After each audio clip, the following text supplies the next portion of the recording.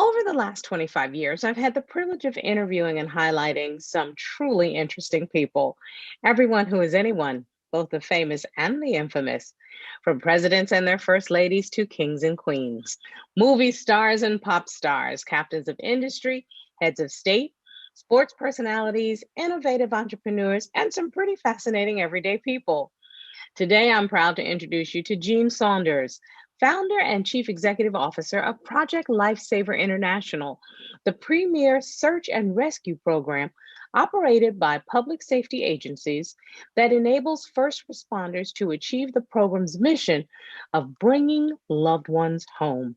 Mr. Saunders, there is nothing more important than securing the safety of a family member. So, why don't we start out by talking about the mission of Project Lifesaver International?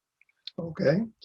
Well, the mission is primarily to enable public safety, sheriff, police, and fire that are charged with search and rescue in times of lost persons to locate quickly those who may wander and become lost due to a disorder such as a cognitive disorder, Alzheimer's, autism, Mhm. Down syndrome, or the like, for they are truly at risk and time is of the essence.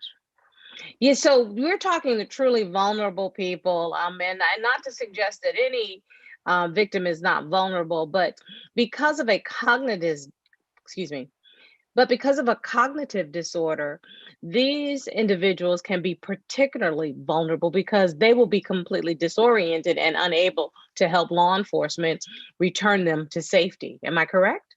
Absolutely, yes. I remember, Mr. Saunders, when my late grandfather first started having the signs of diminished capacity, dementia. He did not reach Alzheimer's stage, but he did have a level of dementia. And we started to put things in place like locks from the inside with a key, make sure that he didn't have access to the car, that kinds of things. So you're talking about doing a whole heck of a lot more. Tell me a little bit more about Project Lifesaver International, because what we really want to do is emphasize just what a service you bring to the community, sir. I don't believe the general public is aware of the magnitude of the wandering problem. Okay. But if you want to kind of get a touch of it, just go to any newspaper or look at some of your Facebook pages that are highlighting lost persons, people that have wandered off, Alzheimer's and autism due to a lack of cognability. Mhm. And it is a big problem for law enforcement because it takes so much time and manpower to Mhm. locate these persons because, as you alluded to earlier, they don't help you. They don't Mhm. even know how to help you because many times they don't realize they're lost, but they are. And the time that it takes to locate them is often too much because something befalls them of a tragic nature, however, Mhm. before we can locate them. We noticed more searches involving Alzheimer's patients.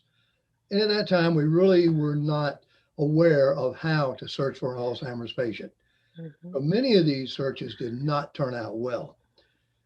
Well, in the interim, the sheriff's office took over the search and rescue function, and I went along as a volunteer to head up the unit. We still had the same kind of situation. And it was during this time that I happened to come across a brochure which highlighted wildlife tracking. And it became a thought of mine to say, I think if we could do this for people, Mhm. it would certainly cut down the time it would take to find them. And we could bring them home safely because we knew from our past experience that time was not on our side. Alzheimer's Mhm. patient, if you don't find them in 24 hours, they're probably in dire straits. A child with autism is much, much less time. So I got with a manufacturer and said, this is what I'd like to do. We were able to develop some beta testing. There was nobody doing anything like this, so we invented it as we went along. Mhm. Then we started it within my city, Chesapeake. Well, after the first rescue, which took us a minute and a half, for a dementia patient. The word started getting around, and I started getting calls from other jurisdictions, and they were saying, you know, that program you're doing, we'd certainly like to do it. So then I had to go into developing the training and the certifications and constantly improving the equipment. Uh, because, as I said earlier, this is a big problem and it's not going to get smaller.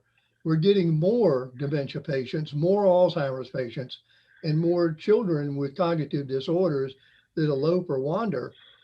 And we need to find them, and we need to find them quick. Mm-hmm. Yes, indeed. So, sir, tell me what methods you use to locate clients. Well, we use what we call radio telemetry, and this is not a new technology. We just adapted it. This has been around since World War II.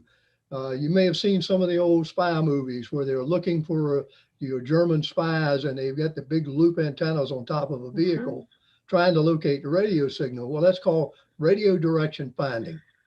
Well, basically, that's all we're doing. The transmitter, the wristband, has a radio transmitter in it. It sends out a signal on a predetermined frequency. We know what that frequency is. We have receivers that our personnel are trained to use. They can pick up that signal and then track to it and locate the person and bring them home. But Jean, let me just ask, you know, as a parent, and my child is a teenager. He's 15. But this sounds like something that parents might be interested in for their little kids also. Well, they probably would. However, we tried a pilot program with that, and the police and sheriffs and all got overwhelmed. Yeah. They just weren't able to handle the volume. And the other thing was, unfortunately, we had some parents that did not follow the program's guidelines, and it became a babysitter for them.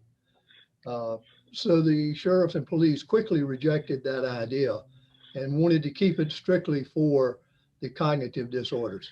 That makes sense. I understand that.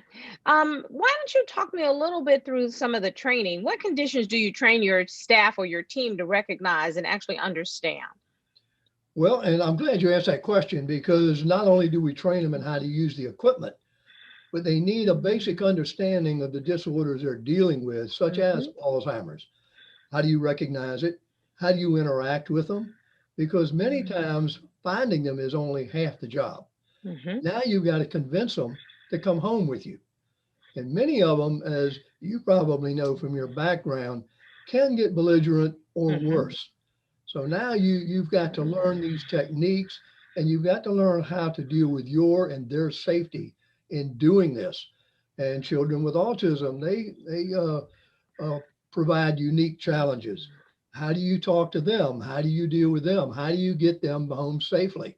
Right. How do you even actually interact? Because I do know some children who are on the spectrum, depending on their level of autism, can't stand to be touched. So if you immediately try to put your arms around them or take their hand, that might be a signal that they will not react positively to. And so you're correct. You have to recognize the different disorders and the special needs that come with each one of them. Absolutely. And this is the other part of the program, because when somebody's enrolled, these officers or deputies or firefighters are going to be searching for these people, actually go out and place this bracelet.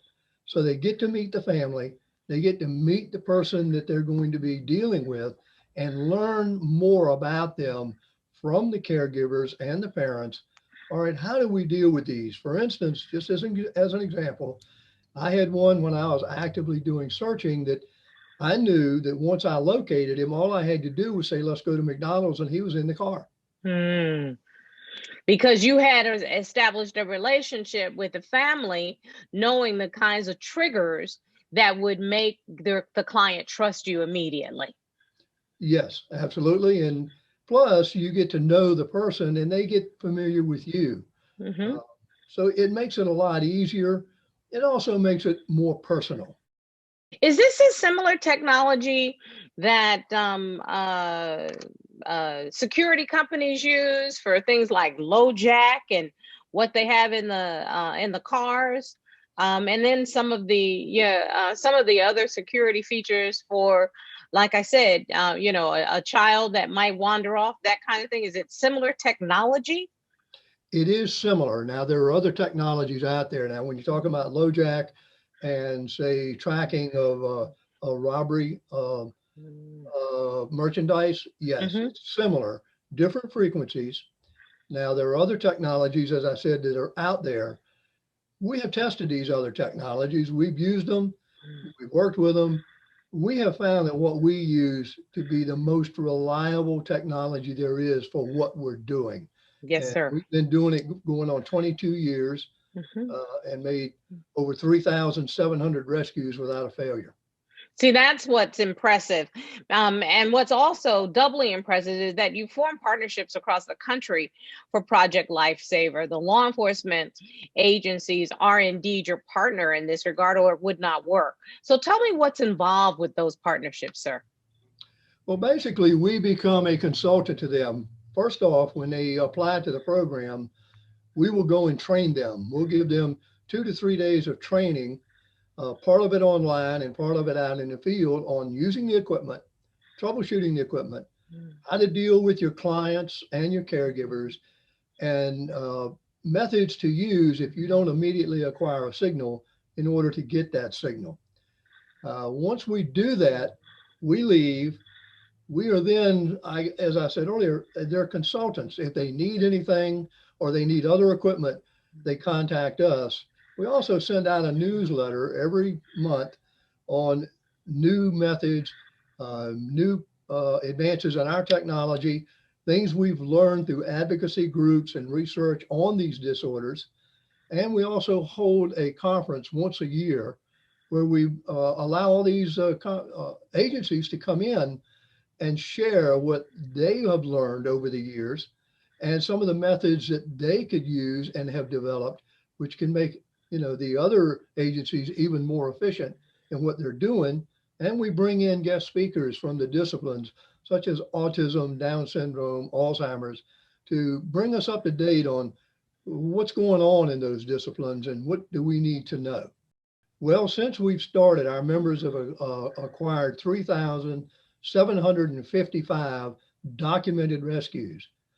However, we know there's more than that because cops, sometimes when they get into the heat of things and get busy, they don't file the after action reports with us. And we learn quite often they will tell us about a rescue and we'll ask them, well, where's the after action report?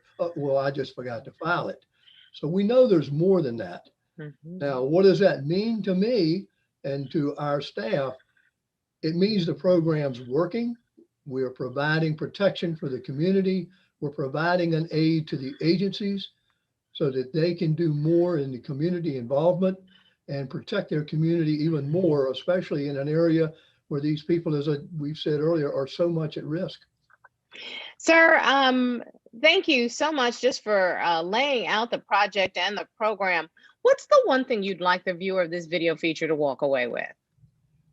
The one thing that I would like for them to walk away with is the fact that there is a program that will help in locating and protecting these at-risk individuals.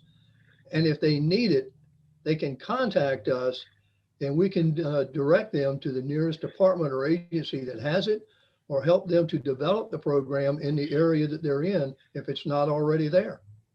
And Gene, let's be very clear. This is a vital service. So tell us, how does the general public contact Project Lifesaver?